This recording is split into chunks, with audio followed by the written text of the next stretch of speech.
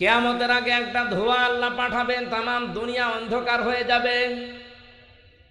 জাহান্নামের ভেতরে একটা জায়গা আছে যেখান থেকে ধোঁয়া উৎপন্ন হয়, গারামা বলা হয়।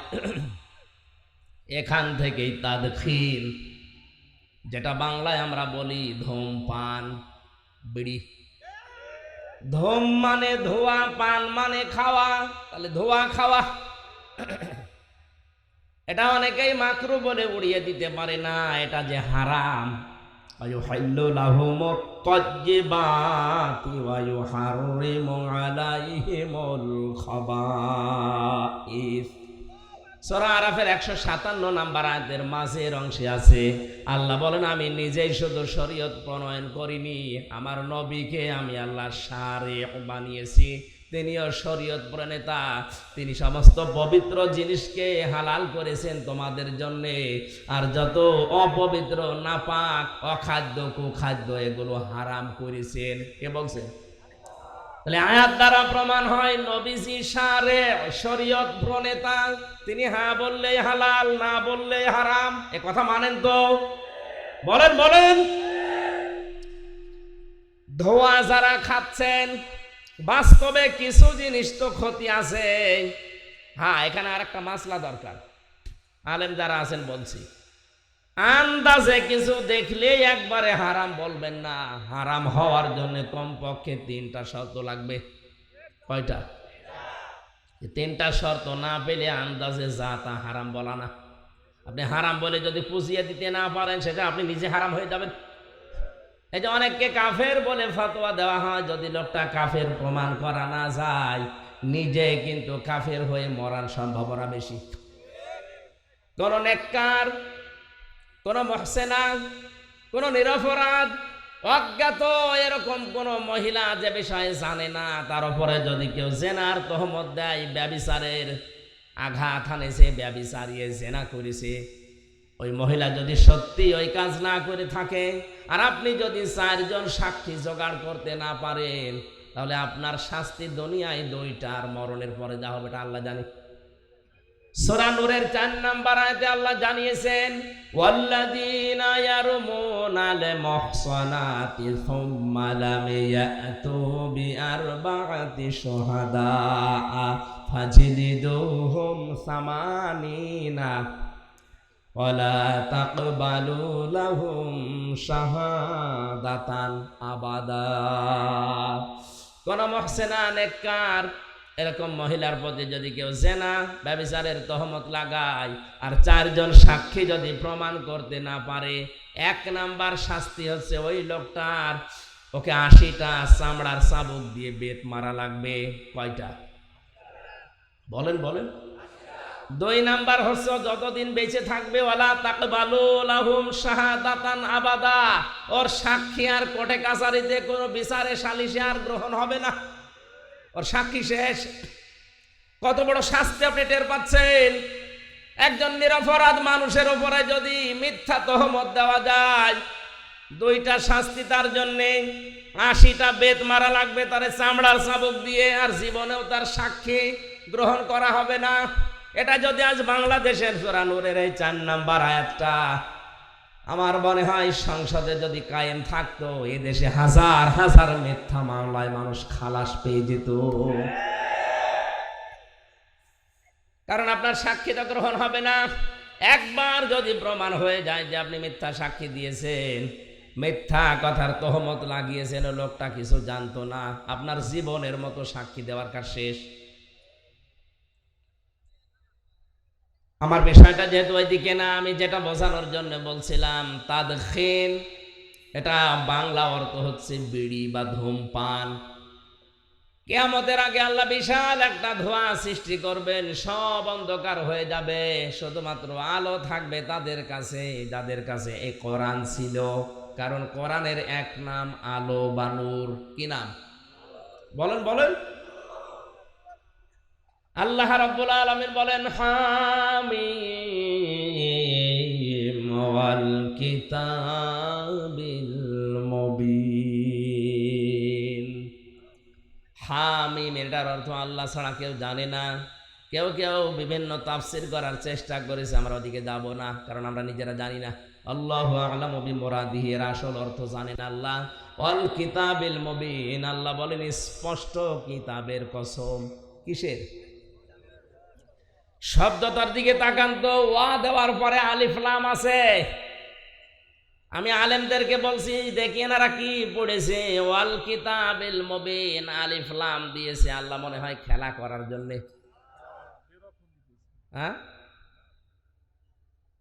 কিতাবের আগে আলিফ লাম দেওয়ার পেছনে কারণ হচ্ছে এই পৃথিবীতে স্পষ্ট কিতাব একটাই আছে, তার নাম কোরআন শরীফ। কথা বুঝতেছে? মানুষকে হেদায়েত দিতে পারে একটাই মাত্র কিতাব, তার নাম কি?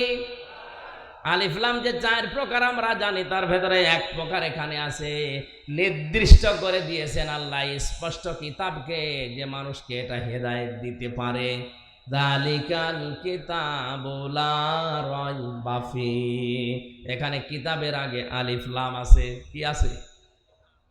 সুতরাং কোরআনের বক্তব্যের পরেও যদি মানুষের মনের ভেতরে উতাল পাতাল না আসে, পরিবর্ধন না হয়, বুঝবেন ওই লোকটা জাহান্নামের জন্যই তৈরি হয়েছে। জোরে বলেন নাউজুবিল্লাহ।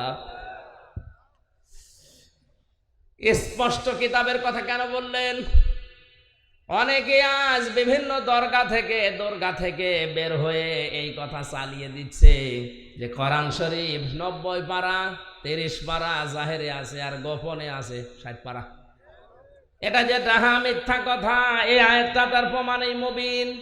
আলহামদুলিল্লাহিল্লাযী আনজালা আলা আবদিহিল কিতাবা ওয়া লাম ইয়াজআল লাহু ইওয়াজা। সূরা কাহফের প্রথম আয়াতে আল্লাহ জানিয়েছেন প্রশংসা ওই আল্লাহর, যিনি তার বান্দার প্রতি এমন একটা কিতাব দিয়েছেন যে কিতাবের ভেতরে কোনো গোপন কথা, আস্তে বলেন, আরো জোরে বলেন, আল্লাহ পাক বলছেন কোনো গোপন কথা নেই। আর আপনি মারেফতের কথা বলে চালিয়ে দিচ্ছেন, মানে শেষ করে দেব না? আপনারা মোবাইলে গল্প করছেন, তাহলে শুরু করি। যদি জরুরি হয়, মানে কোনো কাজ থাকলে শেষ করে দিই।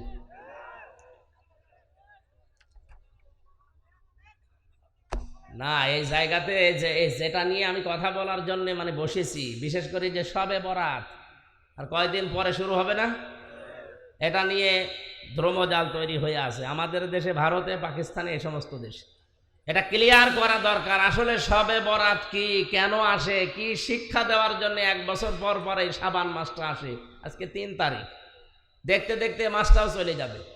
অথচ রজব শুরু হওয়ার প্রথম দিক থেকেই নবীজি দোয়া করতেন, আল্লাহুম্মা বারিক লানা ফি রজব ওয়া শাবান ওয়া বাল্লিগনা রমাদান। রজব আর শাবানের বরকত দাও। সে বরকত কি, সেই বরকতের কথাগুলো এই আয়াতে আছে। আপনি চলে যাবেন স্পষ্ট কথা শুনে, না এখনই চলে যাবেন? চলে যাবেন এখনই? একটু ওঠাউঠি বন্ধ করবে না, আমার গলায় যতক্ষণ অন্তত সাপোর্ট দেয় আমি আসি। আল্লাহ পাক বলেন স্পষ্ট কিতাব, এর ভেতরে কোনো গোপন কথা নেই, মারেফতের কথা নেই। আজ যারা শরীয়ত, মারেফত, তরিকত, হকিকত বিভিন্ন নাম দিয়ে দরবার খুলেছেন, কসম করে বলছি একটাও এর সাথে টেকে না। কারণ শরীয়তের বিধান স্পষ্ট। মারেফত বলতে যেটা আপনি বোঝাচ্ছেন, উরফুন থেকে শব্দটা আসা, আরাফা ইয়ারিফু মানে পরিচিত হওয়া। ইসলামের কোন বিধানের সাথে কেউ যদি পরিচিত হয়, আমরা তাকে মারেফত বলি। নামাজ, শরীয়ত, নামাজ পড়া লাগবে কি কি কি নিয়মে, এটা জেনে পড়ার নাম হচ্ছে মারেফত। যাকাত, শরীয়ত, কোন 8টা জায়গায় যাকাত দেওয়া লাগে, ওইটা জেনে যাকাত দেওয়ার নাম মারেফত। তাহলে মারেফত বলতে ফকিরেরা যেটা বোঝায় যে গোপন জিনিস, ওরে মায়ের ছাড়া কোনো ঔষধ আছে? ওটা সব বাট মারি চিটারি ছাড়া কিছু না। আর এগুলো চলে বেশি কুষ্টিয়ায়। আল্লাহর অলি শুয়ে আছে ওখানে, মারেফতের পীর, শরীয়তের পীর।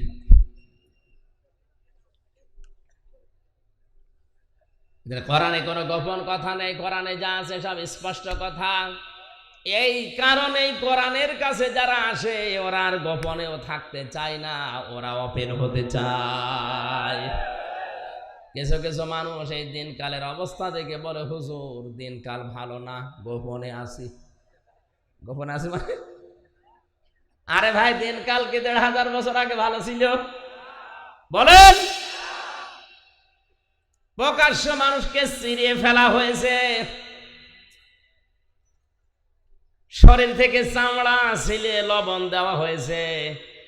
হযরতে বেলাল, তার দিকে তাকান, হযরতে খবাইব খাব্বাব, পিঠের ভেতরে চাকা চাকা গর্ত হয়ে গিয়েছিল। আপনি বলছেন দিনকাল ভালো না, গোপনে আছি। আরে শয়তান, দিনকাল তো আরো খারাপ ছিল ১৫০০ বছর আগে। হ্যাঁ, সবার জন্য ওই রকম দিন আসে নাই। দিনকাল খারাপ তাদের জন্য যে মানুষটা ১৫ বছর ঘরে থাকতে পারে না, তার জন্য। আপনি আরামে খাচ্ছেন, আরামে যাচ্ছেন, আরামে সংসার করছেন, আপনার জন্য দিনকাল ভালো না, এটা বলা মুনাফিকি ছাড়া কিছু না। দিনকাল ভালো আপনি বোঝেন। কোরআনের উপরে যারা টিকে থাকে ৩টা বছরে আর কিছু না পায়, অন্তত আমি এটা চোখ দিয়ে দেখে এসেছি।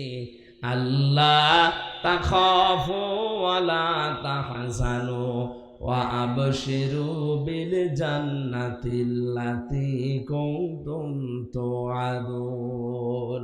এই আয়াতটা যে কত বাস্তব, কত সত্য, এমনিতেই বিশ্বাস করতাম, নিজের চোখে দেখেছি এবং শুনেছি। আল্লাহর একজন বান্দা আমাদের আগে জেল থেকে বিদায় নিয়েছে, দুনিয়ার জীবন ছেড়েছে। কারারক্ষী আমার বলছিল, হুজুর এই লোকটার যেদিন ফাঁসি হবে, সন্ধ্যাবেলা আমার ডিউটি শুরু হয়ে গেল। ওনারে বললাম, স্যার মাত্র আর ৩ ঘন্টা আছে, আপনি প্রস্তুতি নেন। উনি আমারে বলছে, কারারক্ষী ভাই এখনো ৩ ঘন্টা আছে, আমি 2 ঘন্টা ঘুমিয়ে নেই। দেখলাম ঠিক ঘুমিয়ে গেল।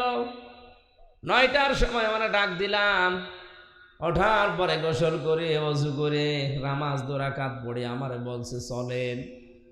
সুন্দর জামা কাপড় পরে মনে হচ্ছে লোকটা শ্বশুর বাড়ি যাওয়ার জন্য ব্যস্ত হয়ে গেছে।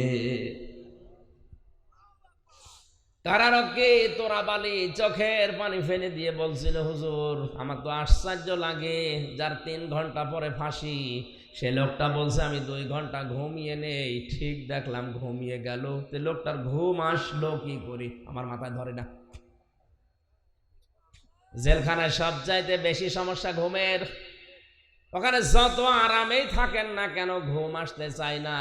এই জন্য সবচাইতে বেশি চলে ঘুমের বড়ি। আমরা ঘুমের বড়ি খেয়ে ঘুম আসাতে পারি না, অথচ যার মাথার উপরে দড়ি ঝুলে আছে মাত্র 3টা ঘন্টা, সে লোকটা বলছে যে আমি 2 ঘন্টা ঘুমাই, তুমি 1 ঘন্টা আগে ডেকে দিও। এটা কি এমনি এমনি বলা যায় মনে করছেন? অত সহজ বিষয় না। শুনে যত আনন্দ লাগছে, এটা অত সহজ না। খালি ধৈর্যের নাম শুনেছি জীবনে, ধৈর্য যে কি, কেমন করে ধৈর্য ধরা লাগে, প্র্যাকটিক্যাল লাইফ আমি নিজে ধরে দেখে এসেছি। এত কঠিন জিনিস, কোরআনের সবচাইতে বেশি ব্যবহার করা শব্দের ভেতরে সবর, ধৈর্য অন্যতম। এটা আল্লাহ এমনি বলে নাই, ওরকম জায়গায় পড়েননি, এজন্য আপনি টের পাচ্ছেন না। যে লোকটা বলছে আমি 2 ঘন্টা ঘুমিয়ে নেই, ওই লোকটার ছেলে গুম হয়ে আছে, তাও সাধারণ ছেলে না, ছেলে ব্যারিস্টার। বাংলাদেশ না, বিশ্বের ভেতরে যদি 10টা ম্যাগনেট থাকে, সে একটা।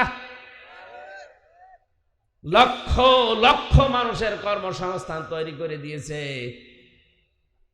এত বড় পর্যায়ে যে লোকটা আছে, তার মাত্র 3টা ঘন্টা জীবনে বাকি আছে, ও 2 ঘন্টা ঘুমিয়েছে এমনি না। এই আয়াতটা বলছে আল্লাহ তাখাফু ওয়ালা তাহজানু। সত্যি যদি কোনো মানুষ ইমানের উপরে আল্লাহকে রব বলে টিকে থাকতে পারে, ফেরেশতা নাজিল হয়ে তাকে বলে ভয় পেও না, চিন্তা করো না। মুফাসসির লিখেছেন কিসের ভয়, কিসের চিন্তা? ফেরেশতা তার কানের কাছে এসে বলে, আল্লাহর বান্দা, তোমার হয়তো চিন্তা হতে পারে যে আমার ছেলেটা গুম হয়ে আছে, কি হবে তার, হয়ে যাবে, কি হবে তার, আমার মেয়েটা ডাক্তার, কি হবে তার, আমার এত বড় বিশাল সম্পদ, এত বড় নাম ডাক, কি হবে এগুলো? ফেরেশতা কানের কাছে মুখ নিয়ে যেন বলতে থাকে, চিন্তা নেই, ভয় নেই, ওগুলো আল্লাহ নিজে পাহারা দেবে। এই কারণে তার ঘুম এসেছে। আপনি ওই পর্দায় পৌঁছান তো দেখি। পরের শব্দ আরো কঠিন, ওয়াবশিরু বিল জান্নাতিল্লাতী কুনতুম তুআদুন। আল্লাহ পাক বলেন ফেরেশতারা কানের কাছে মুখ নিয়ে কথাও বলতে থাকে, কোনো ভয় নেই, কোনো চিন্তা নেই, ওগুলোর চিন্তা টেনশন সব আল্লাহ নিয়েছে। তুমি জান্নাতের সুসংবাদ গ্রহণ করো, ওই তাকাও তোমার জান্নাত দেখা যাচ্ছে। যার ওয়াদা আল্লাহ করেছিলেন, ফেরেশতারা তখন তার সাথে হাসতে খেলতে আর বলতে থাকে, নাহনু আউলিয়াউকুম ফিল হায়াতিদ দুনিয়া ওয়া ফিল আখিরাহ ওয়া লাকুম ফিহা মা তাশতাহি আনফুসুকুম ওয়া লাকুম ফিহা মা তাদউন নুজুলাম মিন গফুরির রহিম।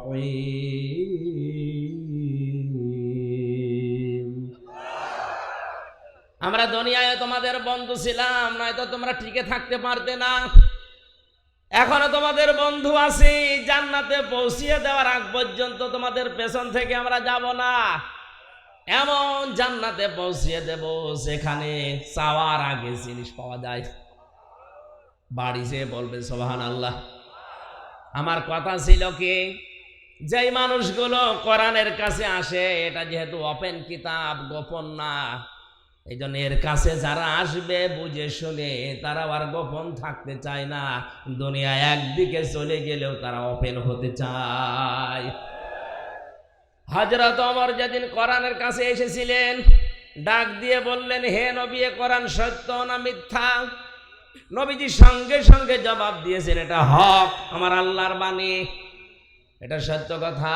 হযরত ওমর বলেন, হে নবী, সত্য জিনিস গোপনে থাকবে কেন? আপনি আমারে অনুমতি দেন, আমি এই সত্য কোরআনের পক্ষে একটা মিছিল করে আসি। তিনি মিছিল নিয়ে কাবার চত্বরের দিকে গেলেন। লিল্লাহে তাকবীর, লিল্লাহে তাকবীর, লিল্লাহে তাকবীর। ঘরের জালানা দরজা খুলে কাফেরেরা দেখে মিছিলের সামনে হযরত ওমর। তাড়াতাড়ি জালানা দরজা বন্ধ করে বলছে, দরকার নেই, ওর সামনে গেলে মাথা থাকবে না। আজও যারা ইসলাম নিয়ে বান্দরামি করছে, আমি নাম নিলাম না, এই ষড়যন্ত্রকারীদের মুখোশ কিন্তু উন্মোচন অলরেডি হয়ে গেছে। আপনারা থামেন, সুযোগ দিচ্ছে যা বাংলার জনগণ সুযোগ দিচ্ছে, থামেন। এভাবে যদি করতে থাকেন, 64 জেলা থেকে এক একজন ওমর যদি বের হয়, অর্থ পাবেন না।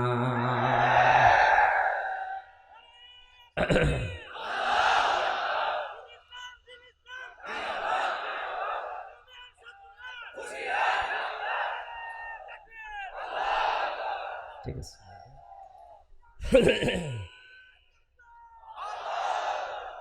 সূক্ষ্ম সূক্ষ্ম কয়েকটা ষড়যন্ত্র আমার প্রায় 34টা ধরা পড়েছে আমার এই ছোট মেধায়। এই যে আব্দুল কুদ্দুস ভাই একটা বইও নিয়ে এসেছেন, ধরিয়ে দিয়েছে। এটা যদি শুধু সিলেবাসে থাকতো, কসম আল্লাহর কিছু বলতাম না। আজ হয়তো সিলেবাসে আছে, কালকে রাষ্ট্রীয়ভাবে নিজেরা আইন পাশ করে সংসদ থেকে বলবে এটা করা লাগবে। শরীফ থেকে শরীফা, এটা অত সহজ বিষয় না। সকালবেলা একজন বলছে আমি শরীফ, বিকালে বলছে না আমার যেন শরীফা মনে হচ্ছে। আপনি হন, শরীফা হন আর লতিফা হন, আমার নিষেধ নেই। কিন্তু বিকাল বেলায় যখন আপনি দাবি করবেন যে আমার শরীফা মনে হচ্ছে, তখন তো আপনি আর একটা দাবি করবেন যে আমার মহিলা হোস্টেলে সিট দেওয়া লাগবে। এখন যদি বলেন মহিলা হোস্টেলে সিট নিলাম, তাতে কি হয়েছে, আমি তো শরীফা। আরে বেটা, তুই শরীফা যতই দাবি করবি, মাল তো তুই শরীফ। ওখানে আমার বোন আছে, আমার মেয়ে আছে, আমার ফুফু আছে, এই কথা বলে না কেন? ওই জায়গায় তুই থাকলে আপনি টের পাচ্ছেন না কোন জায়গায় যাচ্ছে। একজন প্রশ্ন করছে, হুজুর, যুবক যুবতী এক জায়গায় রাতে থাকা যায় যাচ্ছে কিনা? সায়েন্স বলা দূরের কথা, তুই এক জায়গায় থাকবি? ওর প্রশ্ন ছিল এটা যে হুজুর, যুবক যুবতী রাতের বেলা এক জায়গায় ঘুমানো যায় যাচ্ছে? ঘুমানো যায় যাচ্ছে, আপনি তো ঘুমাবেন না। ঘুমাবেন? শরীফ থেকে শরীফা হয়ে আপনি কি ঘুমাবেন? কথা বলেন। এটা যদি একবার কায়েম করে ফেলতে পারে, কি হবে আপনার বোনের, আপনার মেয়ের, আপনার ফুফুর? শুধু আমারটা হবে, আপনি টের পাচ্ছেন না? আগামী তো জারজ দিয়ে দেশ ভরে যাবে। ওরা এখন ট্রান্সজেন্ডার নামে নাম দিয়ে হিজড়াদের চালাতে চায়। কে বলেছে হিজড়া এটা শারীরিক সমস্যা? আর এই সমকামিতাকে যারা প্রমোট করছেন এটা তাদের মানসিক সমস্যা। আমার প্রথম কথা ছিল শয়তান যৌনতা ছড়াতে ভালোবাসে ও যৌনবাদী। আজ যারা এটার মাধ্যমে জাতিকে ওপেন করে দিতে চাচ্ছেন, আল্লাহর কসম আপনাকে শয়তান দখল করিস।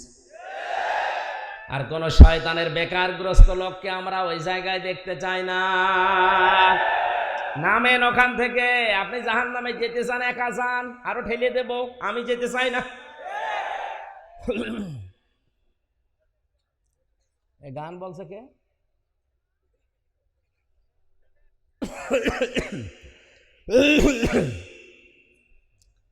কোরআনে কারীম হচ্ছে স্পষ্ট কিতাবের কাছে আসলে আর কেউ গোপন থাকতে চায় না, ওপেন হতে চায়। আপনাদের সিরাজগঞ্জের সন্তান মাওলানা সাহেব, আমি যতদিন ওনার সাথে গেছি সেই ছোটবেলা থেকে উনি কোরআনের পক্ষে কাজ করেন। এতগুলো মামলা তার মাথার উপরে, প্রত্যেক সপ্তাহে 4 দিন 5 দিন তার কোর্টে হাজিরা দেওয়া লাগছে। এই মুরব্বী মানুষটা একজন আলেম, তার পায়ের সাথে বেড়ি লাগানো, তার ডান্ডা বেড়ি, হাতের পেছনে হ্যান্ডকাপ লাগানো, মাজায় দড়ি দিয়ে, মুখের উপরে বুলেট প্রুফ, যে এই হেলমেট দিয়ে বুকের ওপরে বুলেট প্রুফ জ্যাকেট লাগিয়ে নিয়ে যাওয়া হচ্ছে। মনে হচ্ছে কি করে এসেছে, অথচ বাংলাদেশে 20 জন মানুষ পরিচিত হলে উনি একজন। আপনি যা করছেন, আপনি ওনার পায়ের ধোলার দাম দিতে পারবেন? লোকটার মর্যাদাও জানেন না। নিজের দেশের লোক ভিক্ষা পায় না, তাই আপনার এই জেলা থেকে একটু পার হয়ে কুষ্টিয়ায় যাক, এমনিতেই 1 লাখ মানুষ দেখার জন্য আসবে। মাঝে মাঝে আমারে বলতো, হামজা আমি আর পারি না, আমার এত বয়স হয়ে গেছে, আমি মুরব্বী মানুষ, আমার নাকি বেড়ি দিয়ে নিয়ে যায়। তাও এমনিতে বেড়ি দিলে তো হতো, ডান্ডা বেড়ি দিয়ে পেছনে হাতের সাথে ওইটা বাঁধলে হাত এমনি কেটে যায়। মাজায় দড়ি দেওয়া দেখেছি গরু ছাগলের গলায়, আর কোর্টে যেয়ে দেখলাম আলেমদের মাজায় দড়ি দিয়ে অনেকে টাপতেছে। এত কিছুর পরেও লোকটাকে গোপনে কথা বলেন না কেন? 3 বছর পরে আমার মনে হচ্ছে এখনো আরো ওপেন। এখানে কোরআনের কাছে যারা আসে, কোরআন যেহেতু স্পষ্ট, কেউ আর গোপন থাকতে চায় না। কোরআনের সাথে আছি, কোরআনের কথা বলে যারা গোপনে আছে এরা টাটকা নির্ভেজাল মুনাফিক। নতুন নতুন সাবজেক্ট 2-3 মিনিট 5 মিনিট করে ছাড়ে, আর কথা পায় না। এত বড় বড় আলেম, নামের আগে ডক্টরেট ডিগ্রি নিয়ে বসে আছে। উনি আমার আলোচনা কাট করে, মিজানুর রহমানের আলোচনা কাট করে, সাইদি সাহেবের আলোচনা কাট করে 2-3 মিনিটের জাতির কাছে শোনাচ্ছে ওনারা এই ভুল করেছে। এত বড় বড় ভুল তোমার চোখে ধরা পড়ে না? আমি যেটা হাদিসের ব্যাখ্যা করেছি, হ্যাঁ তোমার মতের সাথে না মিলতে পারে, কিন্তু আমি তো একটা মত শ্রদ্ধা করি, ওই মতটা বললে তোমার অসুবিধা কি? আর যেটা কোনো মতের সাথেই নেই, সেই মতের ব্যাপারে কোনো কথা নেই, 5-8টা গোলাম হয়ে বসে আছো, আমার নামের আগে ডক্টর লিখো।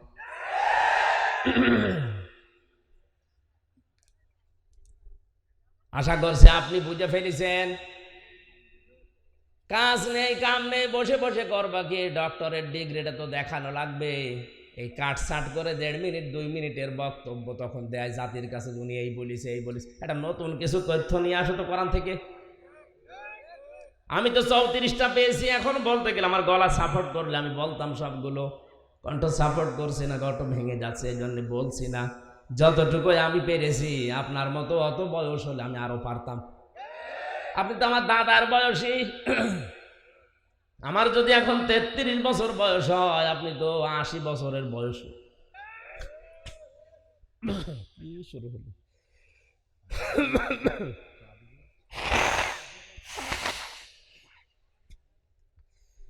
সমস্যা হয়ে গেছে কণ্ঠে, আসলে এই খাওয়াটা ঠিক হয়নি। জ্বরের বড়ি সে ভেতরে ঘাইমে একেবারে মানে শোধ চলছে।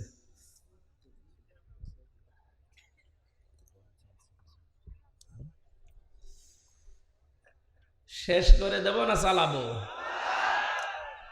চালালে তো সমস্যা, আমি তো মরে যাবো। আপনি গরু দিয়ে চাষ করে খাবেন, গরু যদি মরে যায়। আগামীতে সময় দেন ভাই, হচ্ছে না, মেলা কষ্ট হয়ে যাচ্ছে। 1 ঘন্টা 15 মিনিট তো আর হয় না, 2 ঘন্টা 2.5 ঘন্টা হলে ভালো হয়। কি করি, আয়াতে তো কিছু গুরুত্বপূর্ণ তথ্য আছে। হ্যাঁ দেবেন, দেন।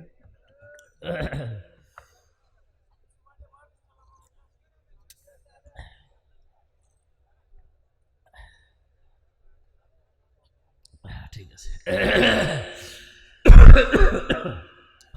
3টা বছর আসলে ভেতরে ছিলাম, তো এক ঘরের ভেতরে আমরা ছিলাম তালাবদ্ধ, একেবারে 24 ঘন্টা ফাঁসির কন্ডেম ছিলি। খাবার দাবার ভালো না, চিন্তা টেনশনে ভেতরে সব ফাঁপা হয়ে গেছে। স্বাভাবিক হতে কিছুদিন সময় লাগবে। মনে করলাম আরো কিছুদিন পরে অনুষ্ঠানগুলো শুরু করি। মানুষ যে মুরব্বী মানুষ, বড় হুজুর হাত চেপে ধরে, কি করি, বাধ্য হয়ে আসি। শরীরেও কটল করে না, এই গলাও সাপোর্ট করে না, শেষে কষ্ট হয়ে যায়। আপনারা যাওয়ার সময় আমার এই জেলখানা থেকে লিখিত এই 2টা বই, ওই দাম্পত্য সমস্যা এবং সমাধান, এটা মেয়েদের জন্য আর পুরুষদের জন্য আছে। 2টা আছে, স্টেজে পাওয়া যায়, মাত্র কয়টা 200টা পিস আছে। যাওয়ার সময় নিয়ে ওনাদের উপহার দিয়ে, কাজে লাগবে। পরকীয়া প্রেমে যারা লিপ্ত আছে, বইটা পড়লে আমার বিশ্বাস তারা ফিরবে, যদি মানুষ হয়। আর যদি ওই ওই সংসদে গান গাইছে ওর মতো হয়, তা 4-5টা পাল্টিয়ে ওর এখন হচ্ছে। আচ্ছা, তসলিমা নাসরিনও বলেছে এ দেশে কোনো পুরুষ মানুষই নেই, করব কি? পুরুষ মানুষ নেই, এগুলো কি? চাচা এরশাদ 80 বছর বয়সে স্ট্যাটাস দিত যে এখনো আমার যৌবন অটুট। ও মহিলা কি চাচা এরশাদকে দেখেনি? এইরকম লোক দরকার ছিল ওর জন্য। ধান্দায় যারা আছেন, পরকীয়া প্রেমে লিপ্ত যারা, আসক্ত যারা, এটা একটা ক্যান্সারের মতো। যারা ব্লু ফিল্ম দেখে, উলঙ্গ নাচ দেখে, এটা একটা ক্যান্সার। মানসিক ক্যান্সার থেকে মুক্ত হওয়ার জন্য, পরকীয়ায় আসক্ত থেকে ফিরে আসার জন্য বইটা খুব দামি। যাওয়ার সময় নিয়ে স্ত্রীকে উপহার দেবেন, আর মেয়েরা যদি নিতে পারেন স্বামীকে বলবেন এটা তোমাদের জন্য, পড়ো, কাজে লাগবে। ইন্না আনজালনাহু কুরআনান, ইন্না আনজালনাহু ফি লাইলাতিন মুবারাকা, ইন্না কুন্না মুনজিরিন। অবশ্যই আমি এই কোরআনকে বরকতময় রাত্রিতে নাজিল করেছি। অবশ্যই আমি আল্লাহ সতর্ককারী। এখানে সতর্ককারী কে? আল্লাহ যেটার দ্বারা সতর্ক করেছেন তার নাম কি? কোরআন। বলেন তার নাম কি? এই কোরআনের ভেতরে ফিহা ইউফরাকু কুল্লু আমরিন হাকিম আমরাম মিন ইনদিনা, এই শবে বরাত নামে যে রাতটা আমাদের দেশে আমরা পালন করে থাকি, এই গুরুত্বপূর্ণ রজনীর দিকে ইঙ্গিত দিয়েছে তাফসীর কারকরা। এই গুরুত্বপূর্ণ রজনীতে 5টা জিনিস আমার আল্লাহ নির্ধারিত করেন বিশেষভাবে। আরো অনেক জিনিসের নাম আছে, 5টা জিনিস আমার আল্লাহ এই দিন তার আদেশ অনুযায়ী স্থির করেন। জোরে বলেন সুবহানাল্লাহ। ইন্না কুন্না মুরসিলিন, অবশ্যই আমি আল্লাহ রাসূলদেরকে পাঠিয়েছি রহমাতাম মির রাব্বিকা, তোমার রবের পক্ষ থেকে এটা রহমত, দয়া। ইন্নাহু হুয়াস সামিউল আলিম, অবশ্যই তিনি শ্রবণকারী এবং জ্ঞানী। এখানে সবে কদর সম্পর্কে আমি 5টা হাদিস আমার দৃষ্টিতে পেয়েছি। হযরতে আয়েশা থেকে বর্ণিত, হযরতে আবু বকর থেকে বর্ণিত, হযরতে ওমরে ফারুক থেকে বর্ণিত, হযরতে মুআয ইবনে জাবাল থেকে বর্ণিত, হযরত আবু হুরায়রা থেকে, এত বড় বড় সাহাবী থেকে 5 জন থেকে বর্ণিত। নেসফে শাবানের যে হাদিস, এটা দুর্বল না, এটা শক্ত হাদিস। আর যারা বেদাত বেদাত বেদাত বলে চালিয়ে দিতে চান, এটা বেদাত নয়।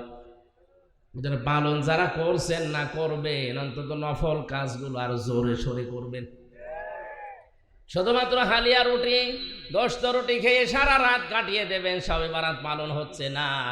আল্লাহ পাক এ রাতে, বরকতময় রাতে, সবে কদরের কথায় বেশি মুফাসসির ইঙ্গিত দিয়েছেন, সবে কদরের নামও কেউ কেউ জানিয়েছেন। গুরুত্বপূর্ণ হিকমতপূর্ণ কিছু কাজ আমার আল্লাহ রাতের সম্পাদন করেন, তার ভেতরে অন্যতম আমরাম মিন ইনদিনা, তোমার রবের আদেশ ক্রমে, রবের আইনের দ্বারা। তাহলে সবে বরাত বলেন, সবে কদর বলেন, কেউ যদি পালন করতে যায় তার উচিত হবে আল্লাহর আইনগুলো প্রতিষ্ঠা করার মাধ্যমে চেষ্টা চালানো। ৯৬ ভাগ মুসলমানের দেশে একটা আইনও বাস্তবায়ন নেই। সবে কদর সবে বরাত পালন করা নিয়ে আমরা হুড়োহুড়ি মারামারি করে শেষ করে দিচ্ছি।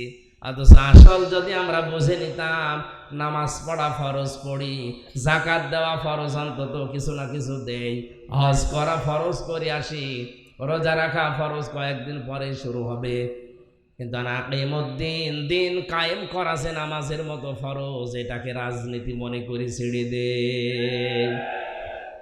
নামাজ পড়ো মত পার্থক্য করো না, কথা কোরআন আমি পাইনি। রোজা রাখো মত পার্থক্য করো না, এটা পাইনি। হজ করো মত পার্থক্য করো না, পাইনি। যাকাত দাও মত পার্থক্য করো না, আমি পাইনি। কিন্তু এইটা পেয়েছি, আন আকিমুদ্দিন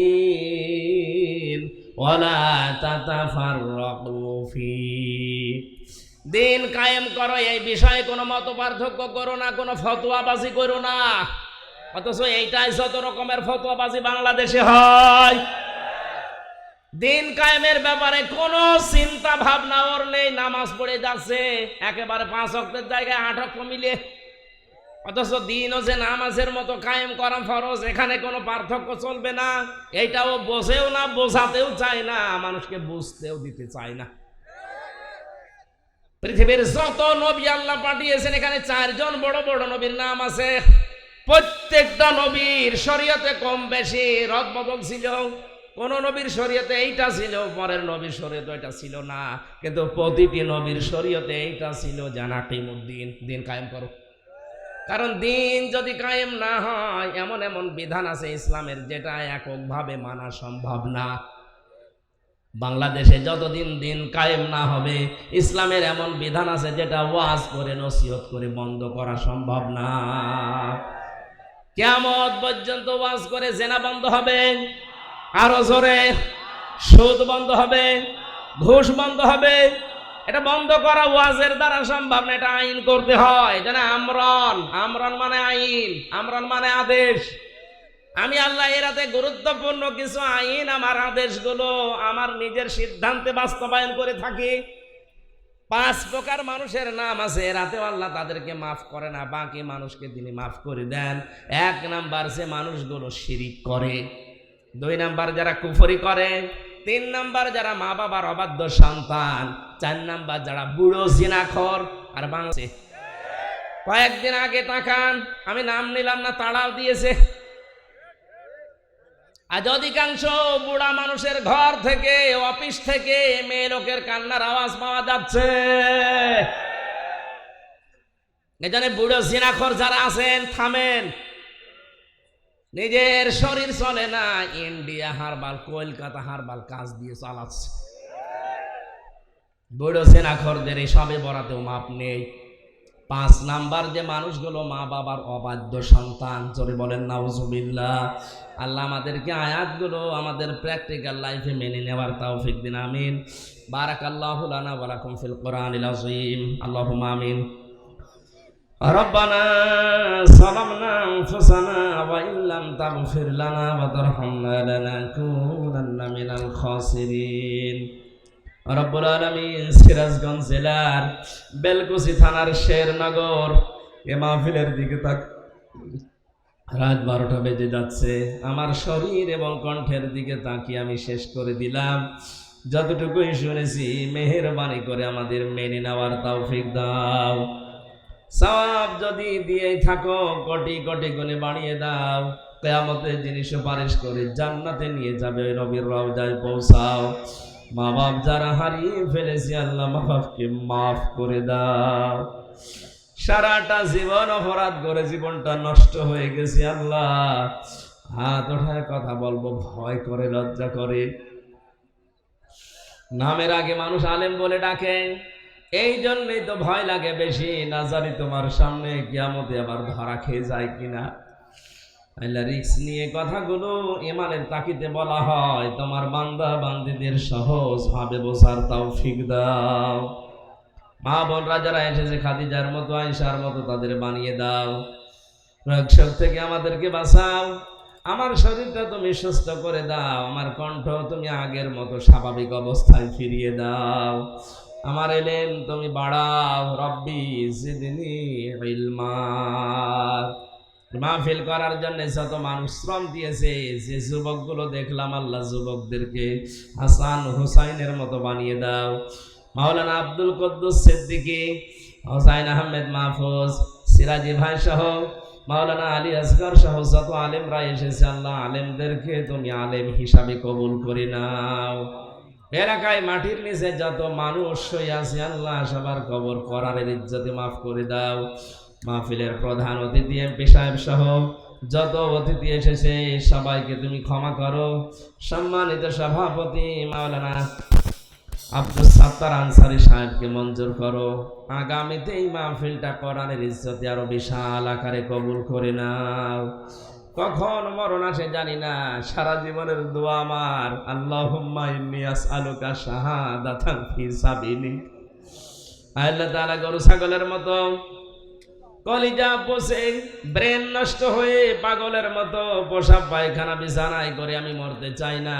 আমাদের সবার আকাঙ্ক্ষা আমরা শাহাদাতের মরণ চাই। আল্লাহুম্মা ইন্নী আসআলুকা শাহাদাতান ফি সাবিলিক। যখনই আজরাইল পাঠাবে আমাদের মুখে যেন আগে থেকেই জারি থাকে লা ইলাহা ইল্লাল্লাহু মুহাম্মাদুর রাসূলুল্লাহ।